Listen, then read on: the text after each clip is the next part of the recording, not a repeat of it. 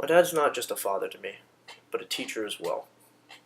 Growing up, my mother was always the lenient one. My dad was always the one to teach me real life lessons. I was an only child growing up, so I was a little bit spoiled and selfish. Didn't really play well with others. So one day, my dad and I are playing with my toys in my room. And he had brought in some of his old toys. They're called Lincoln Logs, and they're a lot like modern Legos. You use them and you stack them on top of each other, and you form structures out of them. And so we're doing this for about 15, 20 minutes, and I'm over here trying to work on this measly little log cabin. And I look over and I see my dad has this gigantic tower that he's constructed so marvelously. It's a marvel of architecture, honestly. It was great. And I was really frustrated I couldn't do that, and I just got bored and quit doing it. So I was like, what can I do now? And I was really into Godzilla at the time, so I was like, oh, I know what I'm going to do.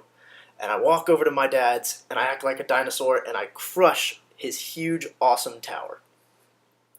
Now at this, my dad's face just got beet red, and I could see the fury in his eyes. He didn't say anything, though. He just reached over, grabbed one of my favorite toys, a toy snake, held it in front of me, and ripped it in half. I was furious. I started crying, screaming, beating my fists on him. Told my mom. She didn't do anything about it. And honestly, he never apologized. And to this day, I remember that story because that taught me, do unto others as you would have them do unto you, and to respect others' things. Another story, fast forward in time, and I'm in middle school, and I'm learning how to, manage my projects. Well, I had a project due, and I decided, I'm just going to put it off.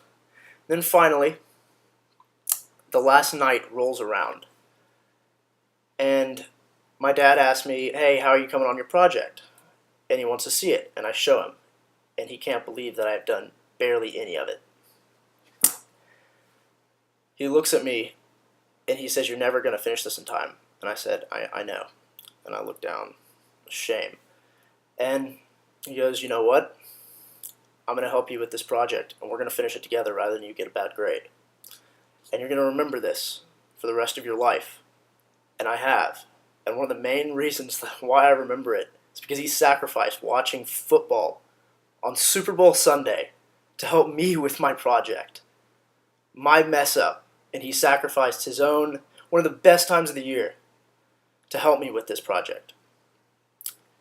Now, in school, all of my projects, all of my grades, I don't wait till the last minute to study. I don't wait till the last minute to do it.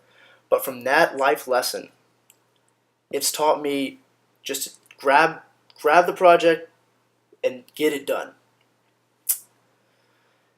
These aren't the only things that my dad's taught me, but these are some main stories that have stuck in my head, and I'm just so grateful to have him in my life, because without him, I wouldn't be the man that I am today, and I wouldn't have the character and the strong morals that I have today.